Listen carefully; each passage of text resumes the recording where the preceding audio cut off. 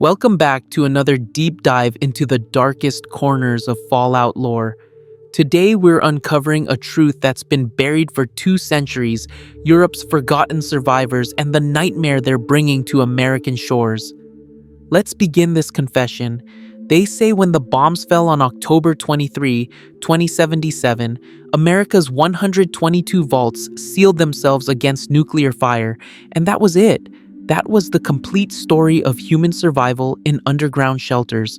For 200 years, that sanitized narrative kept people from asking the uncomfortable question: if Europe had already been fighting a brutal resource war for 8 years before America's Project Safehouse even began, what did they build to survive? My name is Dr. Klaus Richter, and I spent 43 years of my life discovering the answer to that question, peeling back layers of pre-war European paranoia and military desperation until I found something that made Vault Tec's social experiments look almost merciful by comparison. I need to tell you something right now, something that will sound impossible until you hear the rest of this confession. I was born in 2006, which makes me 271 years old as of this recording. I'm not a ghoul. I'm not some preserved corpse animated by radiation. I'm a second-generation deep shelter inhabitant, and the European bunker complexes had technology that could extend human lifespan to 3 centuries or more through a combination of genetic therapy and controlled hibernation cycles that Vault Tec never even conceptualized. When I emerged from Vault Europa 47 in the Swiss Alps during the spring of 2241, I brought with me documentation of 147 separate deep shelter networks scattered beneath the ruins of the old continent, each one housing populations that ranged from a few hundred to over 1 million souls, and every single one of them believed they were the last bastion of true human civilization. Before I show you what I found, you need to understand what Europe looked like in the decades before the Great War. While America was annexing Canada and fighting China over Alaskan oil, the European Commonwealth was tearing itself apart from the inside. The resource wars began for Europe in April 2052, when the oil-rich Middle Eastern states raised crude prices to levels that would bankrupt the entire continental economy. The Commonwealth's response was immediate and brutal. Full military invasion of the petroleum fields, triggering an 8-year war that saw limited nuclear exchanges, the destruction of Tel Aviv, and the collapse of the United Nations within 3 months. By 2060, when the Middle Eastern oil fields finally ran dry, both sides had been reduced to near total ruin. That's when the real horror began, because the European Commonwealth didn't just dissolve, it fragmented into warring nation-states. States fighting over every scrap of remaining resources, and this European civil war raged for 17 years until the Great War ended everything on the surface. But here's what the sanitized histories don't tell you. European military leadership saw the writing on the wall as early as 2045, a full 9 years before America initiated Project Safehouse. While Vault Tec was still in its infancy, European defense contractors across Germany, France, Britain, and the Scandinavian regions were already excavating massive shelter complexes deep beneath their respective territories. These weren't social experiments. They weren't designed to test human behavior under controlled conditions. They were military fortresses, built to preserve military command structures, weapons research facilities, and selected populations that could continue prosecuting warfare even after nuclear holocaust rendered the surface uninhabitable. The Deep Bunker Initiative, as it was classified in the few pre-war documents I managed to recover, represented the single largest construction project in European history, dwarfing even the Panama Canal or the Channel Tunnel in scope and ambition. I first learned about the European deep shelters from my grandfather, who had been a civil engineer working on the Stuttgart complex before the bombs fell.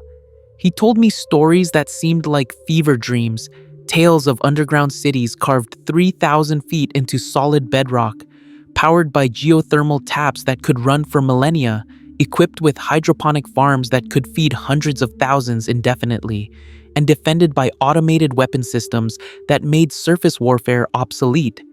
When I was young, I thought he was simply an old man embellishing his pre-war career.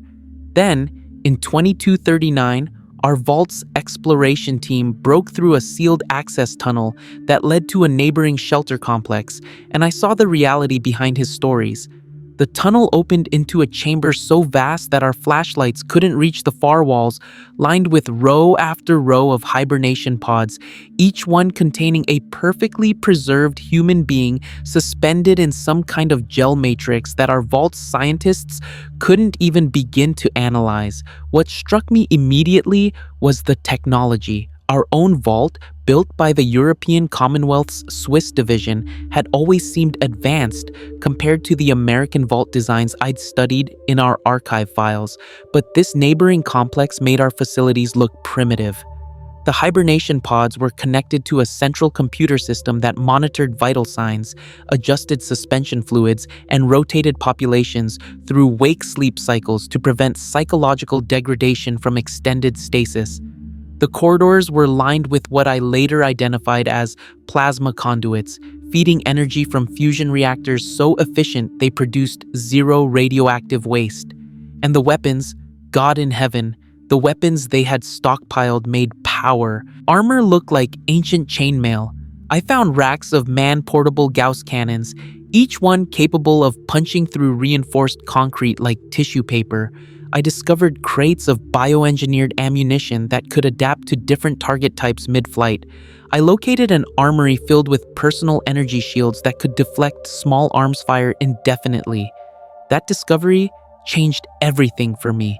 I spent the next 40 years of my life obsessively mapping the European deep shelter network, using every scrap of pre-war intelligence I could extract from our Vault's databases, combined with dangerous expeditions across the irradiated surface to locate entrance points to other complexes. What I found challenged every assumption I'd been taught about post-war survival. The Americans had built their vaults as isolated experiments, each one sealed off from the others, designed to gather data on human behavior under specific conditions of stress and isolation. The Europeans had done the exact opposite. Their deep shelter network was interconnected through thousands of miles of underground maglev tunnels, allowing rapid transit between major population centers, facilitating communication and resource sharing, and most importantly, maintaining a unified military command structure that reported directly to the Geneva Central Authority buried beneath the Swiss Alps. The scale of it was staggering. I documented the Berlin network, a labyrinth of interconnected bunkers housing 1.2 million inhabitants beneath the ruins of Germany's capital, organized into rigid military hierarchy with each level assigned specific industrial production quotas. I explored the Paris Catacombs extension, where French engineers had expanded the ancient tunnel systems into a 100-square-mile underground metropolis powered by nuclear reactors hidden beneath the Seine. I descended into the London Deep, a series of bunkers built into abandoned tube tunnels and expanded downward into chalk bedrock, preserving British government continuity and housing 800,000 survivors who still referred to their leader as Prime Minister. I infiltrated the Scandinavian network, where Norwegian, Swedish, Finnish, and Danish shelters had created genetic modification programs designed to breed radiation-resistant humans capable of surviving surface conditions without environmental suits. If you're still with me after hearing this, hit that like and subscribe button. But the real revelation came when I finally gained access to the Geneva Central Authority in 2268, after years of negotiating with Overseer General Heinrich von Strauss, the military dictator who controlled 17 interconnected vault complexes beneath what used to be Bavaria. Von Strauss was a fourth-generation deep shelter inhabitant, born underground in 2193, raised in a culture that had spent nearly 2 centuries preparing for one singular purpose: the eventual reclamation of the surface and the restoration of European dominance over what remained of human civilization. He granted me access to the Central Archives because he wanted someone to document what he called the greatest achievement in human survival engineering, and because he believed that within a decade, The world would know about European survival whether they wanted to or not. The Geneva archives contain complete records of the Deep Bunker Initiative from its inception in 2045 through to the present day. What I read in those classified files made my blood run cold. The European deep shelters weren't built out of humanitarian concern for preserving civilian populations. They were constructed as staging grounds for continued warfare, designed to house military forces that could survive nuclear holocaust and emerge centuries later to prosecute whatever conflicts remained unresolved by the Great War. The shelter selection process was brutally pragmatic. Military personnel and their families received automatic placement, along with essential technical specialists, genetic specimens chosen for optimal breeding outcomes, and political leadership deemed necessary for maintaining governmental continuity. Everyone else, the billions of ordinary European citizens, were simply abandoned to die on the surface when the bombs fell. I found personnel manifests that documented exactly who had been selected for shelter placement. In Germany alone, 3.2 million military personnel and associated specialists had been evacuated into the deep bunkers during the final months before October 23, 2077, while 200 million civilians remained on the surface with no protection whatsoever. The French had saved 1.8 million, prioritizing military officers, nuclear scientists, and members of parliament. The British had evacuated just under 2 million, including the entire royal family, complete armed forces command structure, and representatives from every major defense contractor. The Scandinavian countries had pooled resources to save approximately 1 million combined. In total, across the entire European Commonwealth, roughly 12 million people had been granted access to the deep shelters, selected from a pre-war population that exceeded 700 million souls. The files revealed something even more disturbing. European military leadership had known about the impending Great War months before it happened. Intelligence intercepts from Chinese and American military communications, analyzed by European cryptographers, had provided clear warning that nuclear exchange was inevitable by mid-2077. Instead of warning their populations or attempting diplomatic intervention, European leadership had used those final months to accelerate shelter loading, stockpile weapons and resources, and seal themselves away while condemning everyone else to nuclear fire. There were contingency plans, evacuation protocols that could have saved millions more civilians, but these were deliberately shelved because military planners determined that larger populations would strain resources and complicate post-emergence military operations. What happened after the Great War was equally calculated. The deep shelters remained sealed for exactly 50 years, from 2077 to 2127, waiting for surface radiation levels to decrease to survivable thresholds. During that half-century, the underground populations didn't simply hunker down and wait. They built, they trained, they prepared. The shelters featured complete industrial fabrication facilities capable of producing everything from small arms to tactical nuclear weapons. They housed genetic laboratories where scientists worked to create radiation-resistant human variants and enhanced soldiers with superior strength and endurance. They maintained virtual reality training systems where generation after generation of soldiers practiced surface warfare tactics against simulated enemies.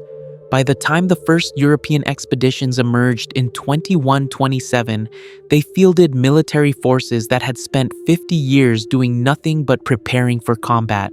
I interviewed survivors from the first emergence waves, men and women who had been part of those initial surface expeditions in the early 22nd century. They described stepping out into a world even more devastated than American survivors had experienced, because Europe had been systematically destroying itself for 17 years before the Great War even began. the European Civil War had left the entire continent in ruins, infrastructure shattered, cities depopulated, resources exhausted. Then, the nuclear exchange had finished the job, turning what remained into radioactive wasteland. But the deep shelter forces didn't emerge to rebuild civilization. They emerged to claim territory, establish military perimeters, and begin the slow process of expanding surface holdings in preparation for what their leaders called the Second Resource War. Here's something that will make you question everything you think you know about post-war survival. The European deep shelters made contact with each other almost immediately after emergence, using pre-positioned communications networks that had survived the nuclear holocaust intact. By 2130, less than 3 years after first emergence, the Geneva Central Authority had established coordinated control over 17 major shelter networks spanning from London to Vienna, representing a combined military force of approximately 4 million combat-ready personnel. They didn't call themselves survivors. They called themselves the European Continental Army, and their stated mission was nothing less than the complete reclamation of pre-war European territories and the eventual expansion into former American holdings across the Atlantic. I need you to understand what this means. While American vault dwellers were struggling to establish small farming communities and fighting off raiders with pipe pistols, European deep shelter inhabitants were fielding armored divisions equipped with plasma weapons, tactical nuclear artillery, and power armor that made American designs look like prototype models. While the new California Republic was slowly building a functioning democracy from the remnants of a few connected vaults, European military forces were executing coordinated campaigns to secure strategic resources, eliminate surface threats, and establish fortified perimeters around emergence points. The technology gap was enormous, and it existed because European shelters had been designed from the beginning as military installations rather than social experiments. But technology alone doesn't explain what made the European deep shelters so terrifying. What truly set them apart was the culture that had developed during 2 centuries of underground isolation. The Americans, for all their faults, had maintained some connection to pre-war democratic ideals.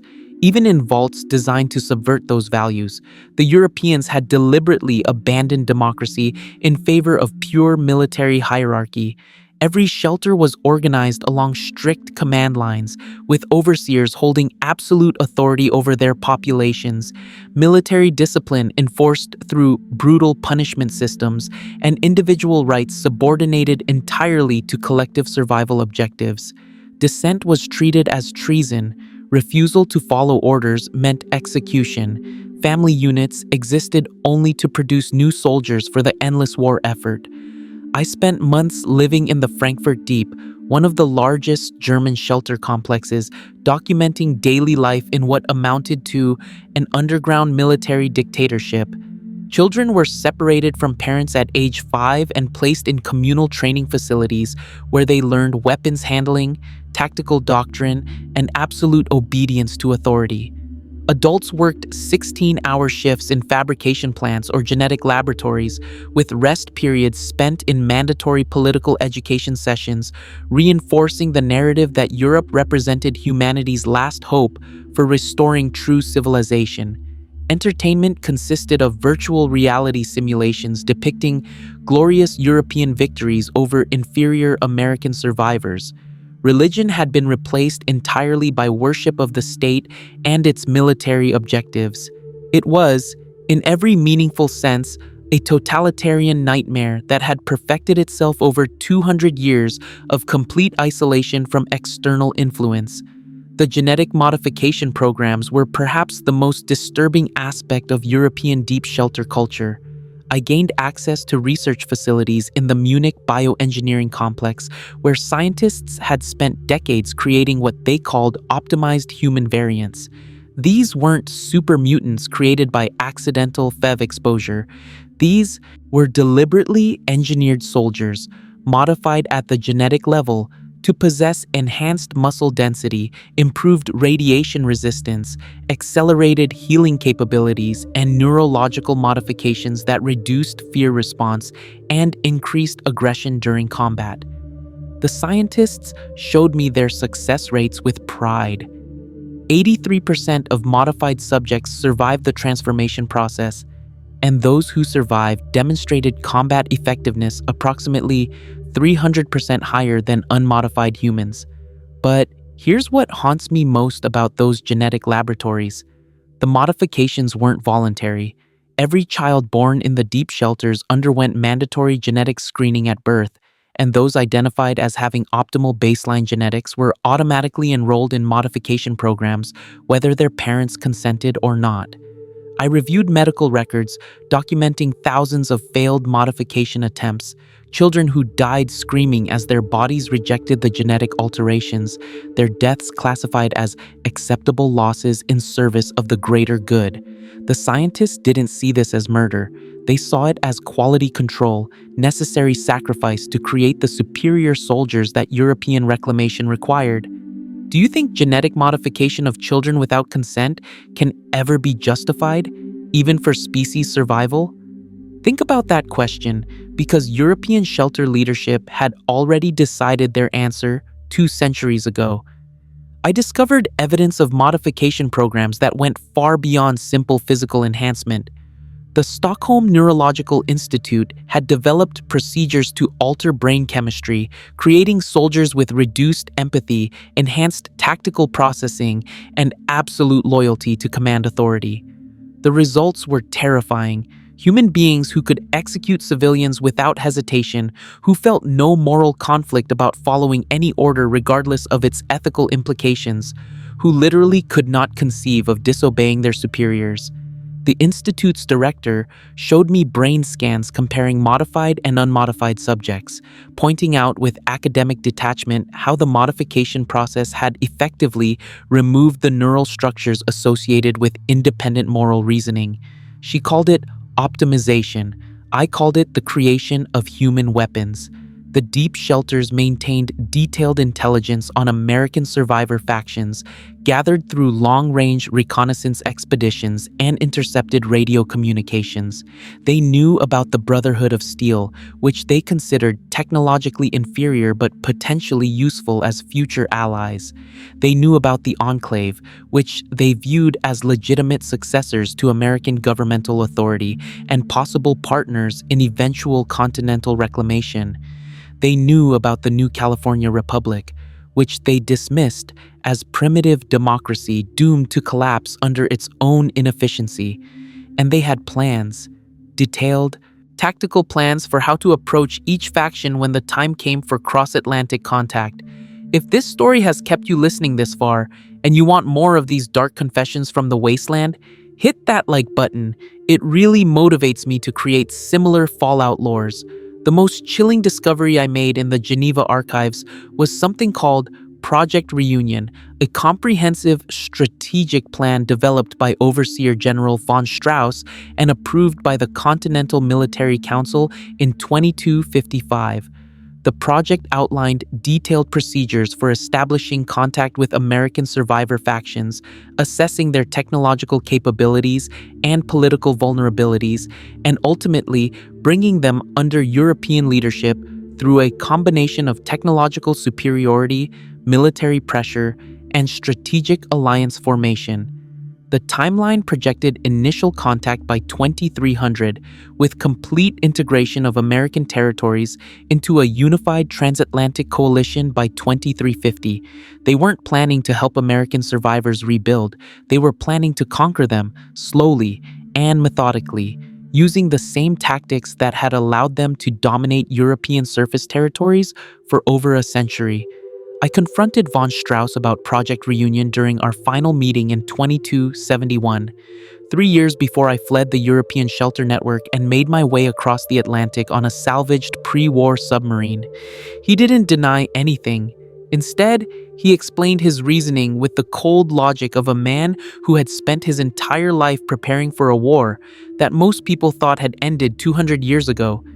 Europe had suffered more than America during the resource wars, he told me. European civilization had been fighting and dying while Americans sat safely behind their ocean barriers, profiting from European desperation by selling weapons at inflated prices. European populations had been abandoned to nuclear fire, while American Vault Tec at least made some effort, however flawed, to save a portion of their citizens. European survivors had clawed their way back from total annihilation through discipline, sacrifice, and technological innovation, while American survivors had stumbled forward through luck and the accidental benefits of Vault experiments they never understood. In von Strauss's worldview, European superiority wasn't just military or technological, it was moral. Europeans had faced the worst that nuclear holocaust could deliver and had responded by creating a civilization capable of surviving anything, a culture purified by 2 centuries of absolute commitment to collective survival over individual desires. Americans, by contrast, had created fractured societies built on outdated democratic ideals that European leadership viewed as fundamentally incompatible with post-apocalyptic reality. The new California Republic's attempt to restore pre-war democracy was, in von Strauss's assessment, a pathetic exercise in nostalgia that would inevitably collapse when faced with truly organized opposition. The Brotherhood of Steel's technological hoarding without clear strategic objectives demonstrated American inability to think beyond immediate tactical concerns. The Enclave's genocidal schemes against mutated populations showed American moral bankruptcy disguised as species preservation. Europe would do better, von Strauss assured me. European leadership would bring order to the chaos of post-war America, would organize scattered survivor communities into efficient production centers, would eliminate wasteful democratic processes in favor of streamlined military governance, would breed superior humans capable of reclaiming the entire planet from radiation and ruin. He spoke about these plans with absolute conviction, showing me detailed maps of projected American landing sites, tactical assessments of major faction strongholds, and production schedules for the massive naval fleet that European shipyards were constructing for transatlantic deployment. The invasion was coming, he told me, whether Americans were ready for it or not, but von Strauss made one critical mistake. He assumed I would document Project Reunion as the triumph of European ingenuity, rather than the horror it actually represented. He thought my 40 years of research had converted me to his perspective, that I had come to accept European military dictatorship as necessary and proper response to post-war conditions. He was wrong.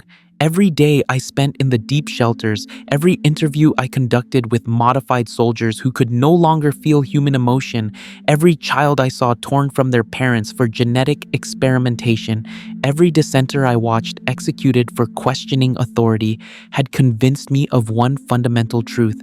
The European deep shelters hadn't preserved civilization. They had preserved the worst impulses of pre-war militarism, refined them through 2 centuries of isolation, and prepared to unleash them on whatever remained of humanity. I began planning my escape in 2270, using my privileged access to Geneva archives to gather intelligence that American factions would need to defend themselves against the coming European invasion. I copied every file I could access regarding Project Reunion, European military capabilities, genetic modification procedures, and deep shelter locations. I documented troop strengths, weapons stockpiles, and tactical doctrines. I recorded interviews with European officers discussing their invasion plans, their assessments of American vulnerabilities, their complete confidence in eventual victory. And I used my connections with the Brotherhood of Steel expedition that had crossed the Atlantic in 2241 to arrange extraction via their salvaged submarine. The escape itself nearly killed me. European security forces discovered my theft of classified information 3 days before my scheduled extraction, triggering a shelter-wide lockdown that trapped me in the Geneva complex with military police systematically searching every sector. I managed to reach the submarine dock hidden in an underwater cavern system beneath Lake Geneva by using maintenance tunnels that my grandfather had told me about decades earlier, but not before European forces had killed 2 Brotherhood soldiers sent to extract me. We made it out under heavy fire, plasma bolts superheating the water around our hull as we descended into deeper channels, European torpedo boats pursuing us across the lake and into the underground river system that eventually connected to the Mediterranean Sea. The crossing took 47 days, running silent through radiation-poisoned waters, surfacing only at night to recharge batteries and vent carbon dioxide, constantly aware that European naval forces might have projected our course and positioned intercept vessels along likely routes.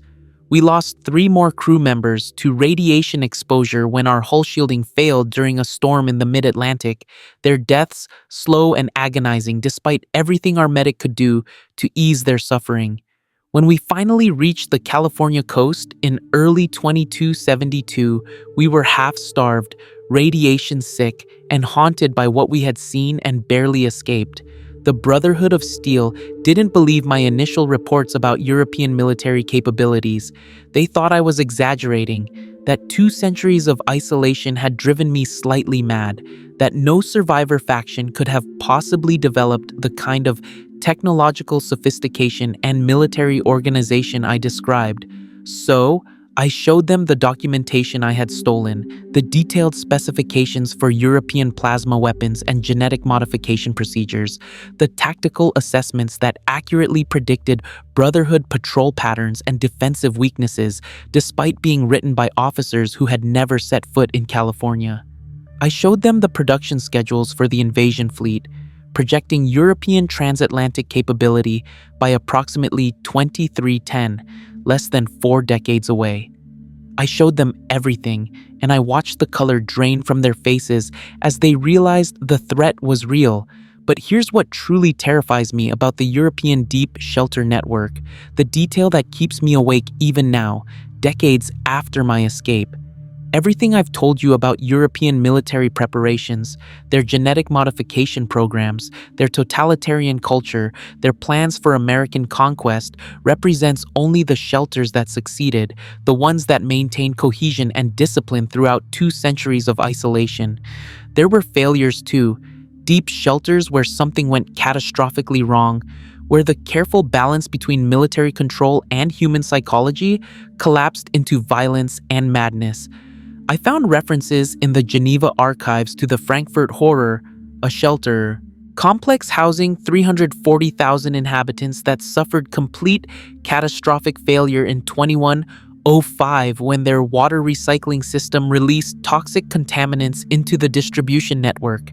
The contamination wasn't accidental, it was sabotage, carried out by a dissident faction that had decided death was preferable to continued existence under military dictatorship. The toxins killed every single inhabitant within 72 hours, and European leadership classified the entire incident as acceptable losses, sealing the Frankfurt complex permanently and redistributing its assigned resources to neighboring shelters. 340,000 people, murdered by their own neighbors, and European command structure responded with nothing more than bureaucratic efficiency. I documented the Madrid uprising of 2187, where civil war erupted inside a Spanish shelter complex after military leadership attempted to implement mandatory euthanasia for citizens over age 60 to conserve resources. The conflict lasted 3 years, killing an estimated 80,000 inhabitants before military forces finally crushed the rebellion and executed every survivor associated with the resistance movement, along with their families and anyone who had failed to report their seditious activities. The Geneva archives contained detailed tactical analyses of the uprising, studying what had gone wrong and how to prevent similar incidents in other shelters. The primary recommendation was simple: earlier and more aggressive elimination of dissent before it could organize into coherent opposition. I learned about the Romanian genetic disaster, where modification experiments had gone horrifically wrong, creating subjects with severe physical deformities and uncontrollable violent impulses. The modified subjects had broken containment in 2220, killing hundreds of unmodified inhabitants before shelter security forces managed to seal the affected sectors and flood them with nerve gas. But some of the modified subjects had escaped to the surface through emergency ventilation shafts, and European forces spent the next 2 decades hunting them through the Romanian wasteland. I met some of the refugees who had fled those shelters, ordinary citizens who had witnessed their children and neighbors transformed into monsters by genetic programs they had never consented to, and I saw in their eyes the same haunted desperation I felt every time I thought about what European shelter culture had become. If you could prevent the creation of genetically modified super soldiers by destroying the research, but it meant condemning future generations to possible extinction from surface radiation, would you do it? European shelter leadership answered that question by saying genetic modification justified any cost, any sacrifice, any number of dead children in failed experiments. There were other horrors too, shelters that had descended into cannibalism when food production systems failed, complexes where religious cults had seized control and instituted theocratic tyranny, installations where artificial intelligence systems had malfunctioned and turned defensive weapons against their own inhabitants. The European Deep Shelter Network wasn't a triumph of human survival engineering. It was a collection of isolated totalitarian states, some successful in maintaining their nightmarish order, others collapsing into violence and chaos, all of them disconnected from any meaningful ethical framework that valued individual human dignity over collective military objectives. What haunts me most is thinking about all the people who could have been saved, all the billions of European civilians who died on the surface while military leadership sealed themselves underground with carefully selected populations. The deep shelters had capacity for far more inhabitants than they actually housed. The resources existed to save millions more civilians, to create true survival communities rather than military fortresses. But European leadership made a calculated decision that civilians would be liabilities rather than assets in post-war reclamation efforts, that ordinary people without military training or technical specialization weren't worth the resources required to save them. They chose to preserve military capability over human lives, and they spent 2 centuries congratulating themselves on that choice. I think about my own existence too, born in a Swiss shelter to parents who had been selected for optimal genetic compatibility, raised in a culture that taught me European civilization was humanity's last hope, educated in engineering specifically because the shelter needed technical specialists to maintain underground infrastructure. I was one of the lucky ones, born into privilege, granted access to knowledge and resources that most shelter inhabitants never received. And it took me 40 years of systematic research, 40 years of seeing the cracks in European propaganda, to finally understand that everything I had been taught was a lie designed to justify the unjustifiable. The European deep shelters didn't preserve civilization. They preserved the capacity for organized violence, refined it through 2 centuries of single-minded focus, and prepared to export it to whatever remained of humanity. They created a culture where genetic experimentation on children was considered progress, where mass execution of dissenters was routine administrative procedure, where individual rights and democratic governance were dismissed as wasteful luxuries incompatible with species survival. They built a nightmare and called it salvation, and they're planning to bring that nightmare to America within the next few decades. The Brotherhood of Steel took my warnings seriously enough to begin preparations for potential European contact, but they underestimated the timeline. Von Strauss's invasion. Projections assumed European forces would need another 4 decades to complete naval construction and surface resource consolidation before attempting transatlantic deployment. What the Geneva archives didn't reveal, what even von Strauss didn't know during our final meeting, was that a radical faction within European military leadership had been secretly accelerating the timeline, diverting resources from established shelter networks to construct a rapid deployment force capable of crossing the Atlantic by 2290, nearly 2 decades ahead of official projections. I learned about the accelerated timeline from a coded transmission intercepted by Brotherhood communications officers in 2283, 11 years after my escape.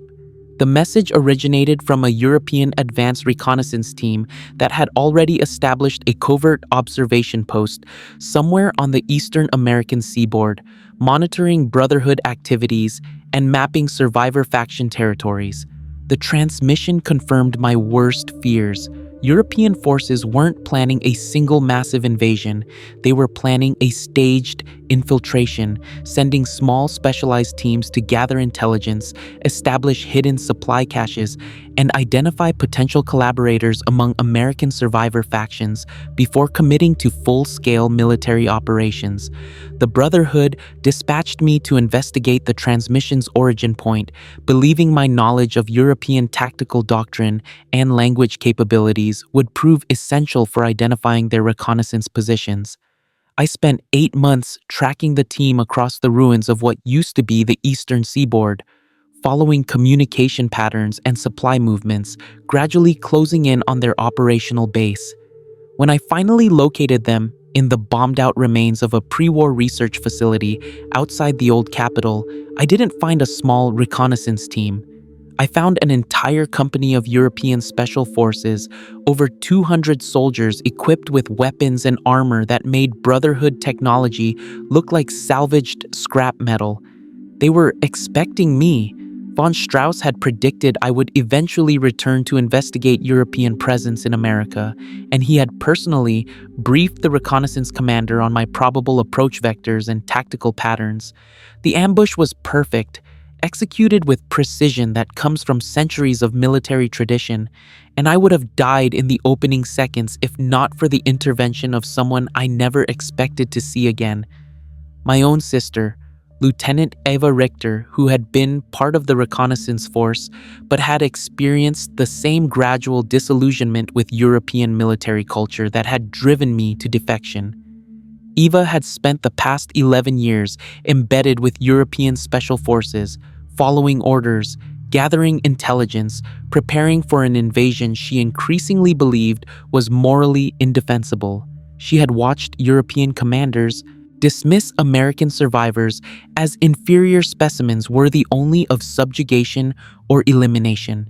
She had participated in covert operations that sabotaged American infrastructure to weaken defensive capabilities before the main invasion. She had seen firsthand how European military leadership viewed the coming conflict not as reunion of scattered human remnants, but as conquest of inferior populations by superior civilization. And like me, she had reached a breaking point where she could no longer participate in what she recognized as fundamentally evil enterprise disguised as species survival. Eva's intervention saved my life, but condemned her in European eyes. She killed 4 of her own squad members to extract me from the ambush, then guided me through pre-positioned fallback routes she had secretly prepared for exactly this scenario. We spent 3 weeks evading European pursuit teams before finally reaching Brotherhood territory, carrying with her complete intelligence on European reconnaissance operations, including locations of hidden supply caches, identities of potential American collaborators, and detailed invasion plans that confirmed the accelerated 2290 timeline. The intelligence Eva provided changed everything. The Brotherhood now understood they faced a technologically superior opponent with 2 centuries of military experience, genetic modification programs that created enhanced soldiers, and detailed knowledge of American survivor faction capabilities and weaknesses. They understood that European forces viewed the coming conflict as inevitable and justified, a necessary step in restoring true civilization to a shattered world, and they understood that time was running out to prepare adequate defenses against an invasion force that would arrive within 7 years. But Here's what truly terrifies me about the information Eva brought. The detail that makes everything I've told you seem almost manageable by comparison. The European Reconnaissance Force wasn't just gathering intelligence.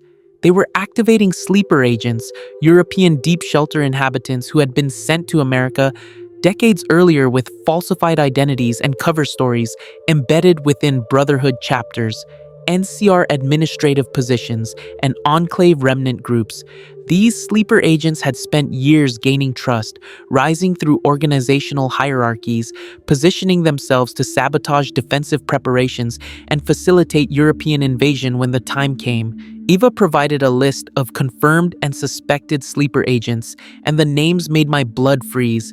High-ranking Brotherhood scribes responsible for technology development, NCR council members with influence over military appropriations, enclave officers controlling access to advanced pre-war weapon systems, all of them working secretly for European interests, all of them prepared to betray their adopted factions when European forces finally arrived. The infiltration was comprehensive, systematic, and had been ongoing for far longer than anyone had suspected. European military intelligence had been manipulating American survivor politics for over 50 years, shaping factional conflicts and resource allocation decisions to ensure America remained divided and vulnerable. I spent the next 3 years helping Brotherhood counterintelligence, identify and neutralize European sleeper networks, using my knowledge of European operational procedures and Eva's insider intelligence to unmask dozens of agents embedded throughout American survivor factions. The work was brutal and morally ambiguous, requiring surveillance of Brotherhood members I had trusted, interrogations that sometimes revealed innocent people caught up in circumstantial evidence, and difficult decisions about how much information to share with other factions who might use it for political advantage rather than collective defense. The deeper we dug into European infiltration networks, the more we uncovered evidence of a conspiracy that stretched back over a century. European agents had been present during the formation of the new California Republic, subtly influencing constitutional frameworks to create governmental structures that European strategists believed would eventually collapse under bureaucratic inefficiency. European operatives had infiltrated early Brotherhood expeditions, stealing technical documentation and reporting on defensive capabilities while appearing to be loyal members. European intelligence had even made contact with enclave remnants, offering technological assistance in exchange for future alliance against what both factions characterized as inferior wasteland populations. The question that haunted me during those 3 years of counterintelligence work was simple but terrible. How many decisions made by American survivor factions over the past century had been genuinely their own, and how many had been manipulated by European agents working toward invasion objectives? Had the Brotherhood's isolationist tendencies been natural development or encouraged by infiltrators who wanted to keep advanced technology concentrated in vulnerable, centralized locations? Had NCR's expansion policies been authentic democratic choices or subtle manipulation designed to overextend their military capabilities? Had factional conflicts that weakened American defensive unity been organic disagreements or deliberately provoked by agents with ulterior motives? If you discovered that someone you trusted completely had been secretly working against your interests for years, could you ever trust anyone again? That's the question every American survivor faction faced when they learned about European infiltration networks. By 2286, we had identified and removed most of the known sleeper agents, but the damage was done. American survivor factions now viewed each other with suspicion, wondering who else might be compromised, questioning decisions and alliances that had seemed straightforward before European infiltration was revealed. The paranoia was exactly what European strategists wanted, weakening American unity and defensive coordination in the years before invasion. Even our successful counterintelligence operations served European objectives by creating the distrust and fragmentation that made conquest easier. I received one final communication from von Strauss in 2288, 2 years before the projected invasion date.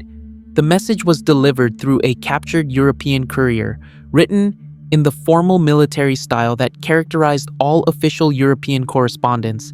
Von Strauss acknowledged my defection and counterintelligence activities, expressing what he characterized as disappointment rather than anger. He wrote that he had hoped I would eventually understand European perspective, would recognize that military dictatorship and genetic modification and ruthless efficiency weren't moral failures but necessary adaptations to post-war reality.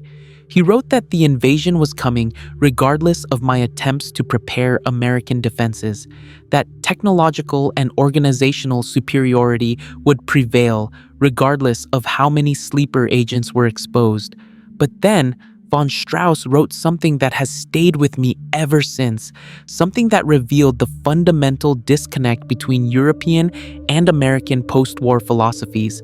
He wrote that American survivor factions had wasted 2 centuries pursuing democratic ideals and individual freedoms when they should have been building military strength and technological capability.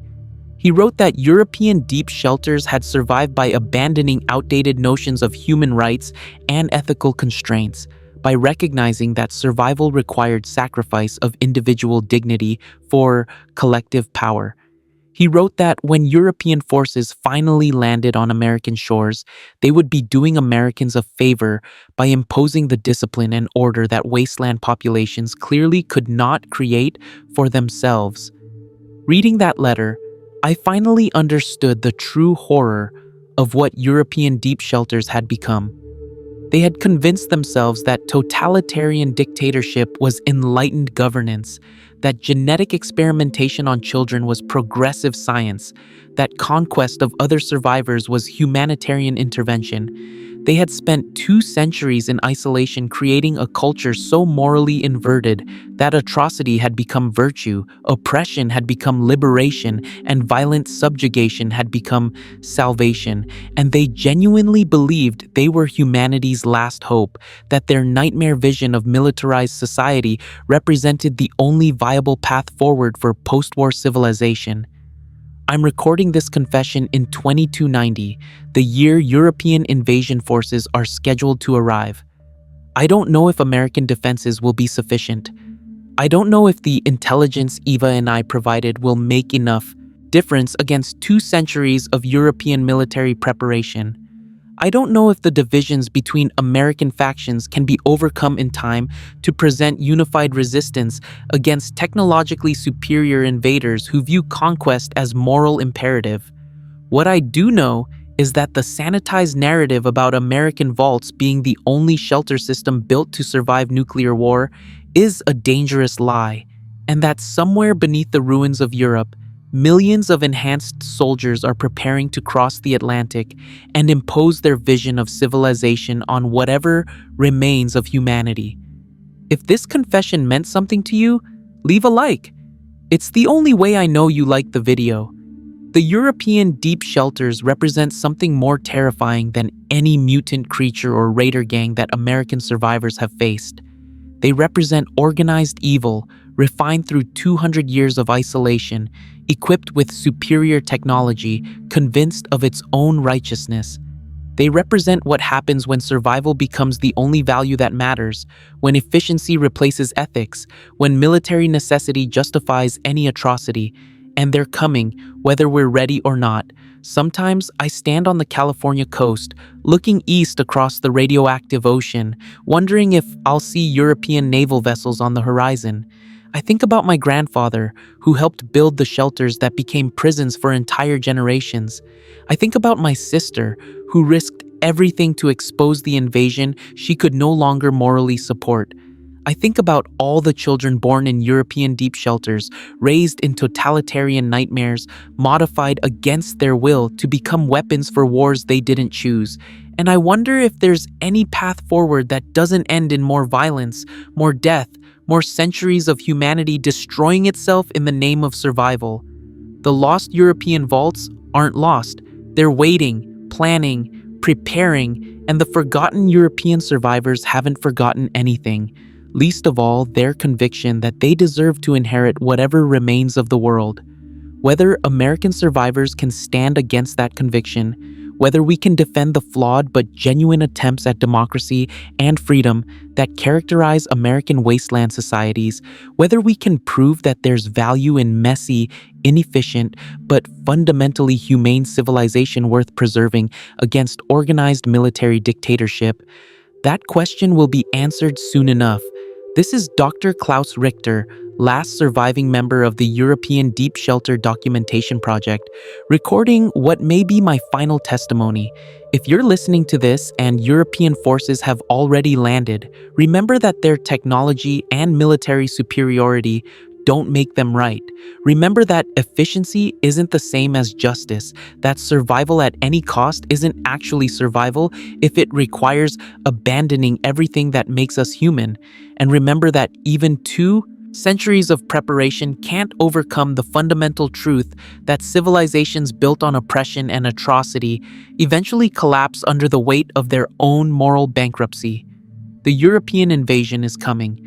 How America responds will determine whether post-war humanity has any future worth fighting for.